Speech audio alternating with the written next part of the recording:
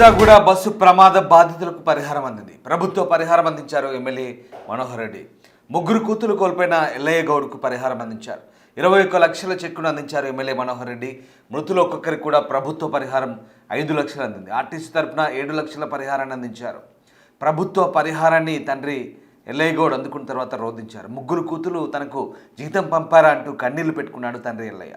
తన రెండో కూతురు ఉద్యోగం చేస్తూ నెలకు 60,000 సంపాదించేదంటూ గుర్తు చేసుకున్నాడు ఆ తండ్రి. మొత్తం మీద ప్రభుత్వ పరిహారాన్ని అందించేటప్పుడు ఆ సమయంలో అక్కడ ఉద్విగ్న క్షణాలు చోటు చేసుకున్నాయి. భావోద్వేగానికి గురైన ఎల్లయ్య గౌడు కంట తడిపెట్టాడు, బోరున విలపించాడు. దీంతో అక్కడ ఉన్న వాళ్ళంతా కూడా ఒక్కసారిగా ఆ రోదన చూస్తూ వాళ్ళు కూడా అయ్యో పాపం అనుకున్నారు. నిజంగా ముగ్గురు పిల్లల్ని కోల్పోయిన ఆ వ్యక్తి చేతికి అందిన ముగ్గురు పిల్లల్ని కోల్పోయి రోధిస్తుంటే ఒక్కసారిగా వాళ్ళందరి గుండెలు కూడా బరువెక్కాయి. ఇక ఆ పరిహారాన్ని చూసి ఇది నా కూతురు నాకు పంపిన జీతమా అంటూ ఆయన మాట్లాడిన మాటలు కూడా అక్కడ ఉన్న వాళ్ళందరినీ కూడా కంటతడి పట్టించేలా చేశాయి. రంగారెడ్డి జిల్లాలో జరిగిన ఘోర రోడ్డు ప్రమాదంలో ఈ ఒకే కుటుంబానికి చెందిన ముగ్గురు అక్క చెల్లెళ్ళు మృత్యువాత పడ్డ సంగతి తెలిసిందే. తాండూరు డిపోకు చెందిన ఆర్టీసీ బస్సును కంకర్ లోడ్తో వెళ్తున్న టిప్పర్ ఢీకొట్టి ఈ ఘోర ప్రమాదం జరిగింది. చేవెళ్ల మండలం మిర్జాగూడ సమీపంలో ఈ ఘటన చోటు చేసుకుంది. బస్సుపై కంకర్ లోడ్ పడిపోవడంతో ప్రయాణికులు అందులో కూరుకుపోయి 19 మంది మృతి చెందారు, చాలామంది గాయపడ్డారు. ఈ నేపథ్యంలోనే ప్రభుత్వం సహాయం ప్రకటించింది. ఇక ఈ బస్సు ప్రమాదానికి సంబంధించి అటు ఆర్టీసీ అధికారులు కూడా సహాయాన్ని ప్రకటించారు. మరోవైపు కేంద్ర ప్రభుత్వం కూడా అటు ప్రధాని మోదీ కూడా ఈ ఘటనకు సంబంధించి సానుభూతి వ్యక్తం చేస్తూ ఆయన ట్విట్టర్లో స్పందించారు. మరోవైపు ఇటు రాష్ట్ర ప్రభుత్వం కూడా మృతులకు సహాయాన్ని ప్రకటించింది. ఇక ఈ సహాయాన్ని ఇప్పుడు ఆ మృతుల కుటుంబాలకు అందించారు. ఆ కార్యక్రమంలో భాగంగా ఎమ్మెల్యే మనోహర్ రెడ్డి బాధిత కుటుంబానికి వాళ్ళ తండ్రి ఎల్లయ్య గౌడ్కు ఆ పరిహారాన్ని అందించినప్పుడు అక్కడ చోటు చేసుకున్న సంఘటన ఒక్కసారి వాళ్ళ హృదయాలు బరువెక్కిన ఘటన ఒకసారి చూద్దాం. మూడో బిడ్డలు బతికిందన్న 5 ఉంటుంది. వాళ్ళు పోయిపోతే నా జీతం ఇచ్చిన నాకు బతుకుమని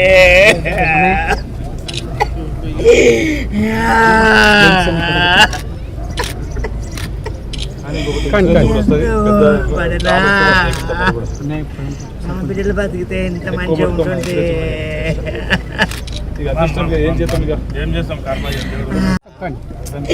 వాళ్ళు పోయిపోతే నా జీతం ఇచ్చిన నాకు బతుకుమని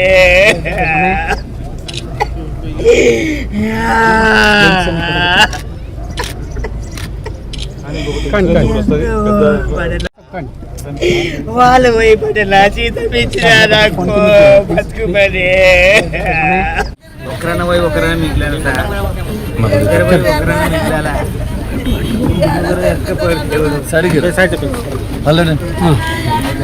పోయేటప్పుడు భుజం మీద కూడా చెట్లిపోయా సార్. జీతం వస్తుంది మా గల్లీ కౌన్సర్ అన్న అటు పట్టెలు పోయి కంటిన్యూ పోతుంటాను. మరి పిల్లలకు అక్క పోతే తగ్గిస్తున్నా పిల్లలకు దాన్ని ఏమో వచ్చి సార్ ఇప్పుడు ఎందుకని మీరు లెటర్ ఇచ్చేసారు. ఎందుకని ఇచ్చేస్తే బిడ్డ హైదరాబాద్ పోయినా కొద్ది ఇద్దరు ఉంటున్న అమ్మాయి అందులోనే సీట్ వచ్చిన ఫస్ట్ క్లాస్ వచ్చినది. ఆమె నారాయణ గురు ఉంటుంది. ఆమె బీటెక్ అయిపోయి ఇప్పుడు ఎగ్జామ్ అయిపోతుంది. ఇంటర్వ్యూ ఉంది 15వ తారీఖు. అదే సార్ ఒకరు పోయినా ఇద్దరైనా మిగిలిన సార్. నేను దాన్ని ఇంకా డ్యూటీ ఇచ్చిన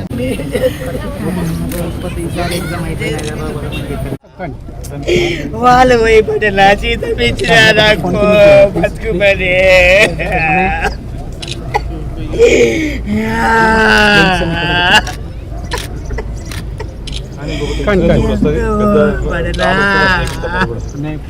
మా బిడ్డలు బతికితే ఎంత మంచిగా ఉంటుంది. మిర్జాగూడ బస్సు యాక్సిడెంట్ ఘటనలో మృతి చెందిన కుటుంబాలు తమ అయిన వాళ్ళను కోల్పోయి దుఃఖ సాగరంలో మునిగిపోయాయి. వాళ్ళకి ఎంత పరిహారం ఇచ్చినా కోల్పోయిన వ్యక్తుల్ని మాత్రం తిరిగి తీసుకురాలని పరిస్థితి. ప్రమాదాలు జరగకుండా అధికారులు భవిష్యత్తులో వీటిని గుణపాఠాలుగా నేర్చుకొని మరిన్ని ఇట్లాంటి ఉపద్రవాలు రాకుండా చూసుకోవాల్సిన అవసరం కనిపిస్తుంది. ఎందుకంటే ఇప్పటికే అయిన వాళ్ళను కోల్పోయి లేదా కాలో చెయ్యో విరిగి అంగవైకల్యం పొంది చాలామంది జీవితాంతం బాధపడాల్సిన పరిస్థితి. తరచూ రోడ్డు ప్రమాదాలు జరుగుతుంటే రెండు తెలుగు రాష్ట్రాల్లో పదుల సంఖ్యలో మృత్యువాత పడుతున్నారు. మీర్జాగూడ బస్సు ఘటనలో అయితే పదుల సంఖ్యలో జనాలు చనిపోయారు. దాదాపు 20 మందికి పైగానే చనిపోయారు. దీంతో ఆ బస్సు ఘటన తర్వాత చాలామంది రకరకాలుగా వైఫల్యాలను ఎత్తి చూపుతున్నారు. అటు రోడ్లు బాగా లేకనా, లేదా డ్రైవర్ల నిర్లక్ష్యమా, లేదా రకరకాల కారణాలు చెప్తున్నప్పటికీ మాత్రం దీనిపై అధికారులు దర్యాప్తు చేస్తున్నారు. మళ్ళీ ఇలాంటివి పునరావృతం కాకుండా చర్యలు తీసుకుంటామని చెప్తున్నప్పటికీ కూడా తరచూ ప్రమాదాలు అయితే జరుగుతున్నాయి. కానీ చనిపోయిన కుటుంబాలకు నష్టపరిహారం అందించి చేతులు దులుపుకోవడమే కాదు, మళ్ళీ ప్రమాదాలు జరగకుండా చూసుకోవాల్సిన అవసరాన్ని కూడా నొక్కి చెప్తున్నారు.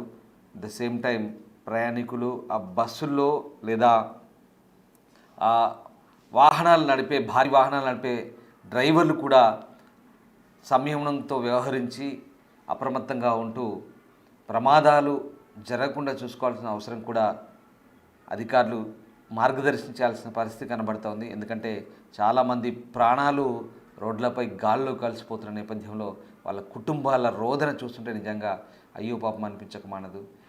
ఈ ఘటనకు సంబంధించి మీర్జాగూడ ఘటనకు సంబంధించి కేంద్ర ప్రభుత్వం నష్టపరిహారం ఇచ్చింది, ఇటు ఆర్టీసీ ఇచ్చింది, అటు రాష్ట్ర ప్రభుత్వం ఇచ్చింది. ఎంత ఇచ్చినా ఆ కోల్పోయిన జీవితాలు మాత్రం తిరిగి రావు. ఆ కుటుంబాలకైతే తీరని లోటుగానే చెప్పాలి. కానీ ప్రస్తుతం వాళ్ళకి ఓదార్పు చర్యగా నష్టపరిహారాన్ని మాత్రమే ప్రభుత్వం అందించింది. ఇక ఈ ఘటనకు సంబంధించి పరిహారం అందించిన తర్వాత ఎమ్మెల్యే మనోహర్ రెడ్డి కూడా మాట్లాడారు. ఒకసారి ఆయన ఏం మాట్లాడారు చూద్దాం. అలాంటి సంఘటన ఎవ్వరు కూడా జరగొద్దు. మళ్ళీ ఇలాంటి సంఘటనలు జరగకుండా ఖచ్చితంగా నివారణ చర్యలకు ఖచ్చితంగా ఇప్పటికే విచారణకు ఆదేశించున్నాం. దానికి బాధ్యులైన వారిని ఖచ్చితంగా ఎంతటి వారినైనా వారిని శిక్షార్హులకు చేస్తాం. ఈ కుటుంబానికి మనం అండగా ఉంటాం ఖచ్చితంగా. గౌరవ ముఖ్యమంత్రి గారు కూడా స్పెషల్గా చెప్పి ఖచ్చితంగా వారికి ఆ కుటుంబానికి మనం భరోసా ఇవ్వాలా చెప్పి పంపించిన తర్వాత ఖచ్చితంగా ఒక ఎమ్మెల్యేగా నా బాధ్యత కూడా ఉన్నది. వారికి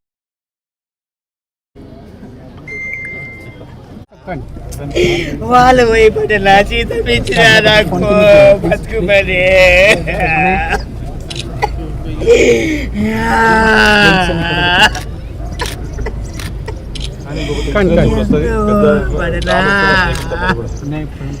బిడ్డలు బతికితే ఎంత మంచిగా ఉంటుంది.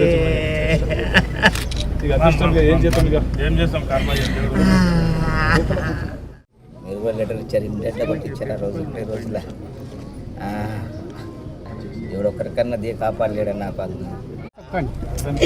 వాళ్ళు పోయిపోతే నా జీతం ఇచ్చినా నాకు బతుకుమని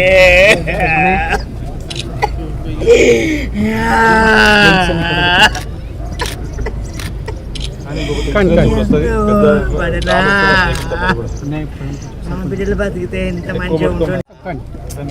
వాళ్ళు పోయిపోతే నా జీతం ఇచ్చినా నాకు బతుకుమని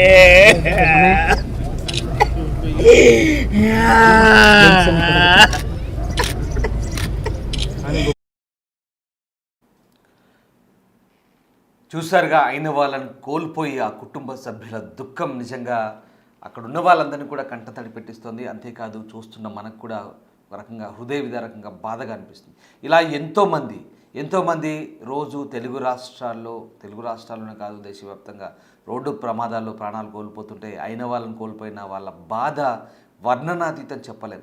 ఎన్ని లక్షలు ఇచ్చినా, ఎంత పరిహారం ఇచ్చినా అది ఓదార్చలేని బాధ జీవితాంతం అదొక దుఃఖంగా మిగులుతుంది. సో దీంట్లో అనేక కారణాలు ఉన్నాయి. ముఖ్యంగా మీర్జాగూడ ప్రమాదం చూస్తే అక్కడ రోడ్లు కూడా సరిగా లేని పరిస్థితి, అలాగే డ్రైవర్ నిర్లక్ష్యం, ఇవన్నీ తోడయ్యాయి. ఇవన్నీ కూడా భవిష్యత్తులో ఒక గుణపాఠంగా మలుచుకొని అధికారులు కూడా అప్రమత్తంగా వ్యవహరించాల్సిన అవసరం ఉంది. ప్రభుత్వాలు కూడా దీన్ని ఒక అప్రమత్తత చర్యగా భావించి భవిష్యత్తులో రోడ్డు ప్రమాదాలు జరగకుండా ఖచ్చితంగా అధికారులకు కఠినమైన ఆదేశాలు ఇచ్చి ఎప్పటికప్పుడు రోడ్ల మెయింటెనెన్స్ కావచ్చు, లేదా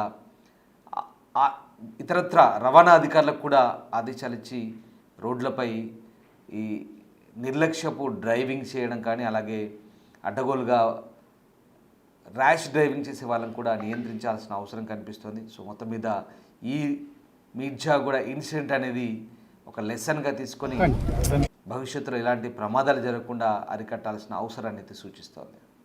వాళ్ళు పోయిపోతే నా జీతం ఇచ్చినా నాకు వాళ్ళు పోయిపోతే నా జీతం ఇచ్చినా నాకు బతుకుమని.